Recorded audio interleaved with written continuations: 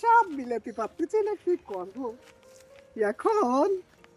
এ আলাল, এ ভাই, তুই কি ঘটনাটা কি এইরাম করে সেই জম্মের আকারে পাইচারি করে বেড়াচ্ছিস ডানি ভাই?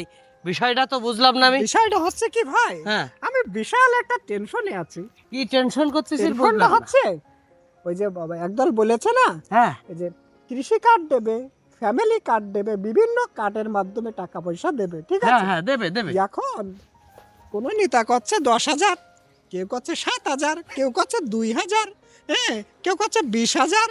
এখন আমার হিসাব কিন্তু আমি মিলাতে পারতেছি না, কারণ আমার সংসারে কয় টাকা লাগবে, কয় টাকা ব্যাংকে জমা রাখবো, ঠিক আছে। এই হিসাবে আমার গড়মিল খেলে যাচ্ছে। শোন, আমি তোর ভালো মুখে একটা কথা কই, ছোট ভাই মানুষ, এখন আর বাংলাদেশের মানুষ পাগল নেই। তুই একটা জিনিস হিসেব করে দেখ, কি বাংলাদেশে কত পরিবার?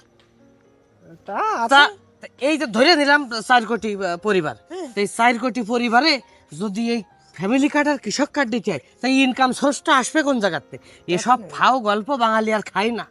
এই পরের আশায় ঘুম কামাই না করে যাই কাজ করে গে, যা কাজ করে খা। এসব ধান্দাই তুমি এখন পাইচারি করে বেড়াচ্ছ, তাই? খাইয়ে দিয়ে কাজ নেই। যা যাই কাজ করে খাই যা। ভুলে গেছে, হ্যাঁ, তুমি আবার কি মনে করিস? কাজই করে খাতে হবে।